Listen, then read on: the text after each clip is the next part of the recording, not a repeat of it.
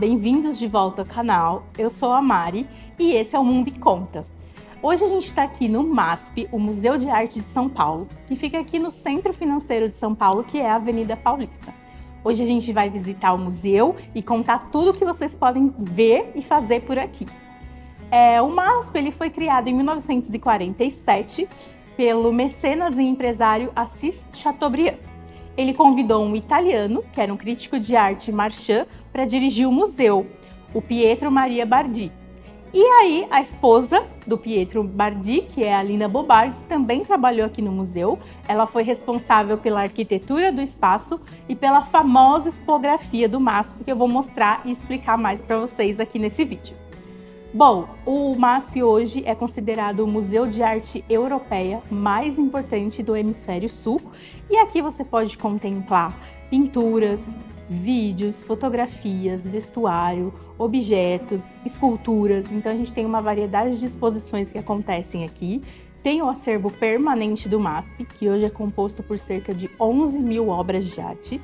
E a gente também tem as exposições temporárias que acontecem aqui. Hoje o museu está muito lindo porque esse ano o museu é dedicado às histórias brasileiras, então a gente tem várias exposições de arte indígena acontecendo aqui e eu convido vocês para vir comigo para ver tudo que tem aqui hoje.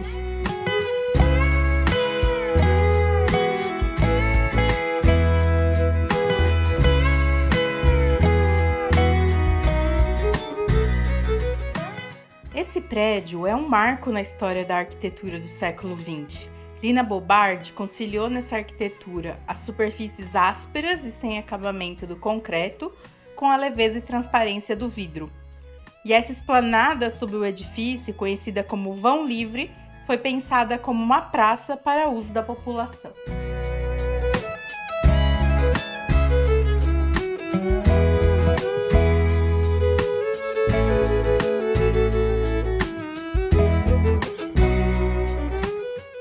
Bom, agora eu tô aqui no primeiro subsolo do MASP. Aqui a gente tem várias coisas acontecendo. A gente tem os auditórios que acontecem eventos, que acontecem cursos que são dados aqui. A gente tem o MASP Loja, a gente tem o MASP Café, que é administrado pelo Baianeira, que é o restaurante que tem aqui dentro. Aqui também tem o elevador, chega em todos os andares. A gente tem os sanitários acessíveis e a gente tem também as exposições que já começam por aqui, que a gente vai mostrar para vocês daqui a pouco.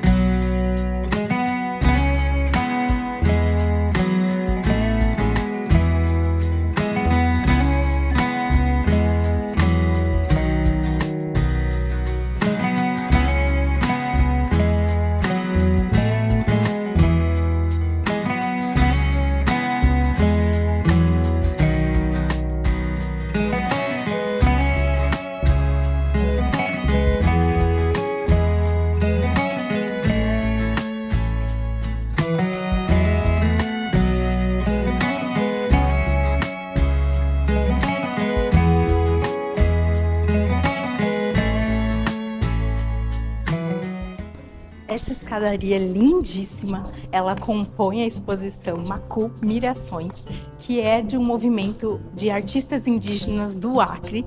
E o MASP está agora com essa exposição, que é uma exposição temporária, que está deixando aqui esse subsolo do MASP lindíssimo.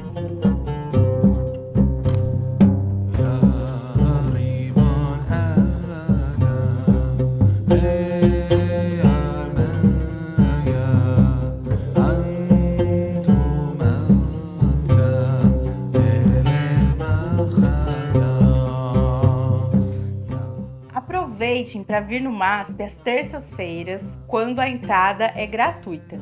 E fica a dica, pessoa com deficiência e seu acompanhante também entram de graça no museu.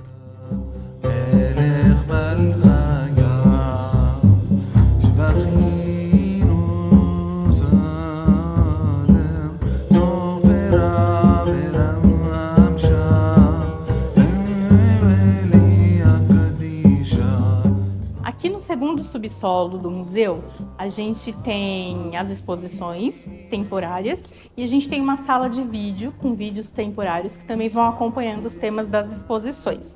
A gente tem também o centro de pesquisa, onde tem uma biblioteca especializada em arte e onde as pessoas que fazem parte dos programas aqui do museu, como o próprio programa MASP Pesquisa, podem vir fazer os seus estudos, mas também outras pessoas podem agendar e vir fazer pesquisas aqui no centro.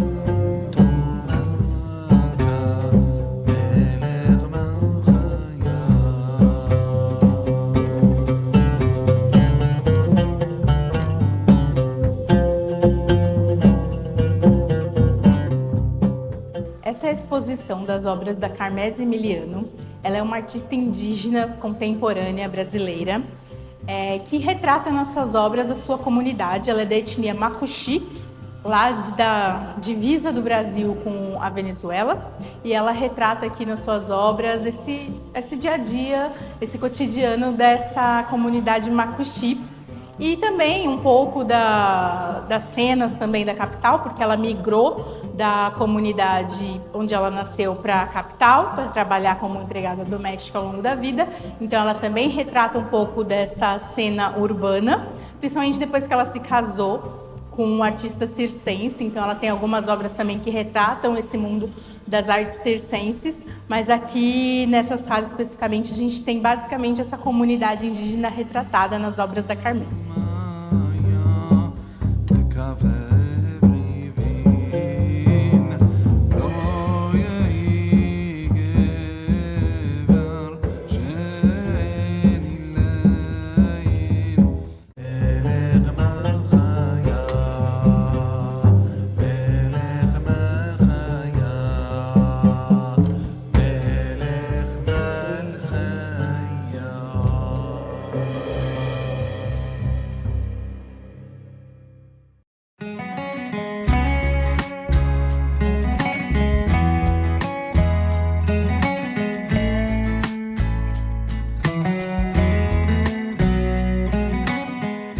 Aqui no Acervo em Transformação, a gente pode observar muito bem essa proposta da Lina Bobardi, da expografia que ela criou aqui para o MASP. O que é isso? Essa expografia é a forma como a gente vai expor as obras. E uma grande inovação aqui do MASP, que inclusive é patenteada pelo museu, é o fato de que a Lina criou esses cavaletes de cristais para tirar essas obras das paredes e trazer ela mais para perto do público, do observador. Então, por meio dos cavaletes de cristais, as obras ficam mais próximas e a gente pode circular e apreciar por vários ângulos, percebendo detalhes, particularidades dessas obras. Então, aqui, por exemplo, a gente pode andar mais livremente, vendo por vários ângulos e, inclusive, consultando as informações da obra aqui atrás da obra, porque a proposta da Lina era que a gente tivesse primeiro um contato com a obra em si, sem ter essas informações, explicações, nome do artista, nome do quadro, para que a gente apreciasse e observasse mesmo a obra por si só. E depois você pode vir aqui nas costas do quadro e ter contato com essa explicação, com as informações que a gente tem aqui expostas também. E tem algumas obras mais contemporâneas que é muito interessante essa proposta da gente conseguir circular entre as obras, porque a gente consegue perceber características mais específicas. Eu vou dar alguns exemplos.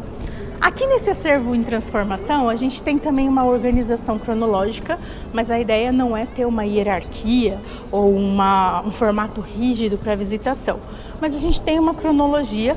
Na parte de trás aqui do salão, a gente tem as obras mais antigas e aí, conforme a gente vai circulando pelo acervo, a gente chega nas obras mais recentes, mais na frente, assim, próximo do elevador, próximo da entrada aqui do salão.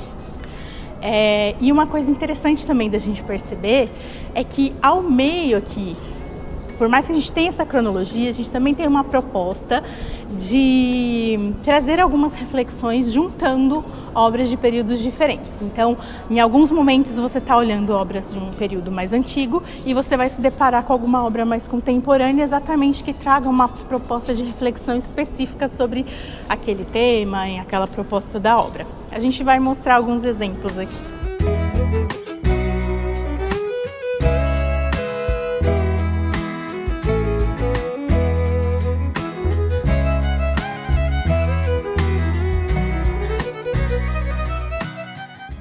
Aqui a gente tem um exemplo disso que eu acabei de falar, dessa proposta de colocar obras de períodos diferentes, uma do lado da outra, para a gente observar exatamente essas diferenças, esses choques que podem ter entre essas obras. Então aqui a gente tem uma escultura do Edgar Degas, que é uma bailarina, que é de 1880. E ao lado dela, a gente tem uma obra de 2020, da Sofia Borges, que traz essa proposta de integrar esses espaços. Então, por mais que a gente tenha uma cronologia aqui na Pinacoteca, nesse espaço do Salão do Acervo em Transformação, a gente tem também essa possibilidade de uma exploração mais livre e que causa algumas questões que são importantes para a gente pensar um momento mais contemporâneo, por exemplo.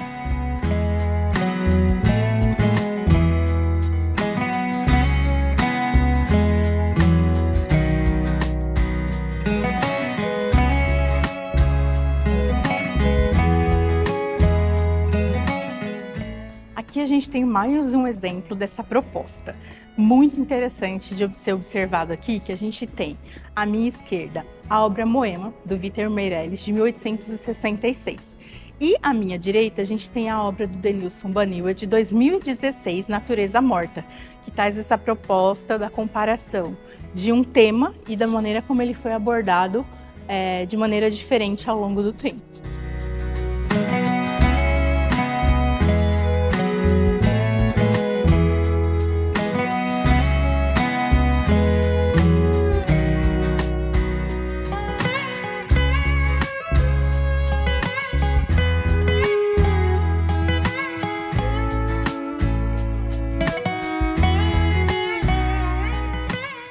Aqui a gente está no corredor mais ao fundo aqui do Salão do Acervo em Transformação.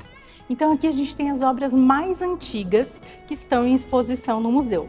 E aqui, como a gente pode perceber, a gente tem duas obras que são do século XIII, do século XIV. Então a gente tem aqui esse tema sacro sendo trabalhado, se a gente remonta a esse período da história. Então a gente vai ver que a gente tem, entre as obras mais antigas, uma predominância da representação do tema sacro, né? Até por conta desse período do Renascimento, e essas obras eram o maior destaque.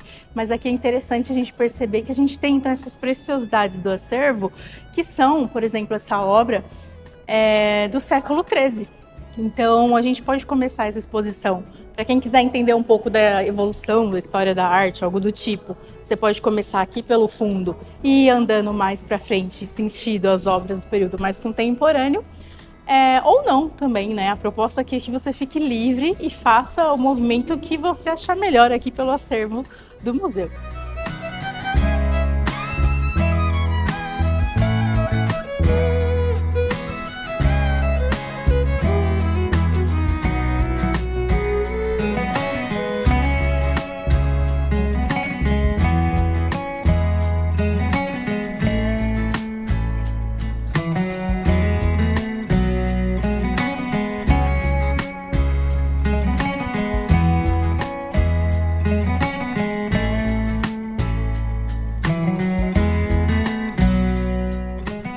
É interessante perceber que conforme a gente vai olhando e vendo a passagem do tempo também, a gente pode perceber claramente aqui nessa parte mais do fundo do salão, o como as representações sobre a Virgem Maria ou o pé de Jesus Cristo, elas vão mudando de acordo com o tempo, né? A ênfase vai ser dada por meio de técnicas específicas. A gente tem uma ênfase que envolve questões caras importantes dessa temática da arte sacra, e a gente consegue perceber claramente o quanto a proposta de representação da Virgem Maria ela vai se mudando conforme o tempo.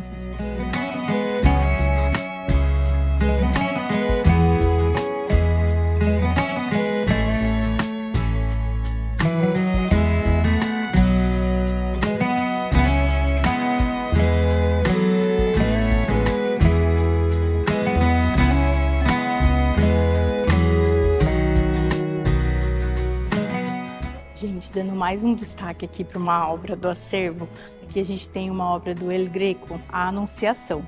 Vejam como a representação de Maria nesse quadro, ela destoa muito de outros quadros mais ou menos do mesmo período, século XV e XVI, quando a gente tinha aquela Virgem Maria celestial, serena. Aqui a gente tem uma representação da Anunciação mais, talvez um pouco condizente com o susto, talvez, que Maria possa ter levado quando ela teve essa informação de que ela estaria grávida, né, do Messias, enfim. Então a gente tem uma perspectiva que não vai para aquela Virgem Maria mais celestial, serena, nos campos ou rodeada de azul. Olha como a gente tem uma paleta de cores mais escura e que traz assim essa sombra. É uma perspectiva bem diferente para esse momento da anunciação do que a gente está acostumado quando a gente pensa, por exemplo, no Renascimento, né?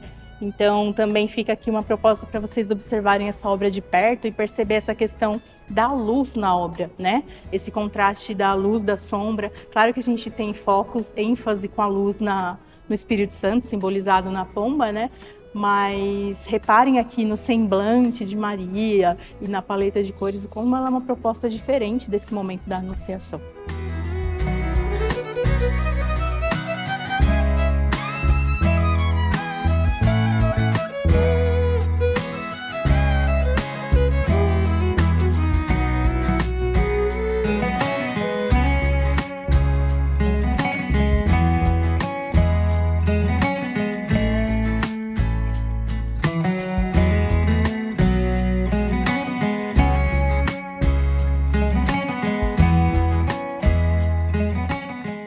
Gente, aqui a gente tem um Rafael e é muito interessante.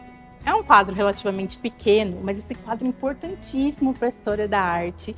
A gente tem o Rafael italiano do período do Renascimento e esse é o único Rafael que a gente tem no hemisfério sul.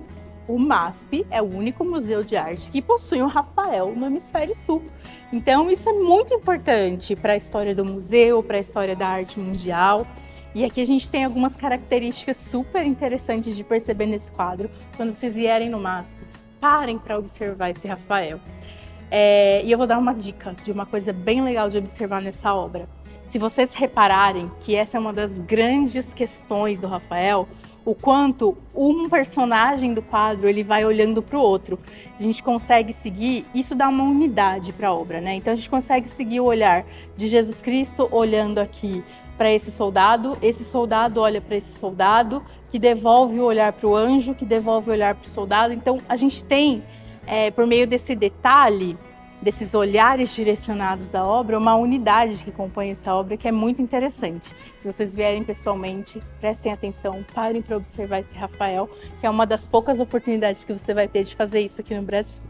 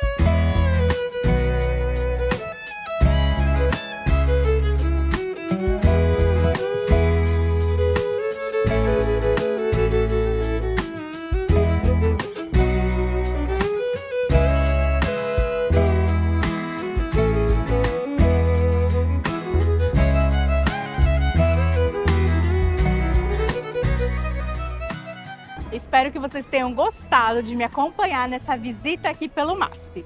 Se você gostou do vídeo, curta, compartilhe e se inscreve no nosso canal para continuar acompanhando dicas sobre cultura, lazer, acessibilidade e inclusão pelo mundo. Tchau!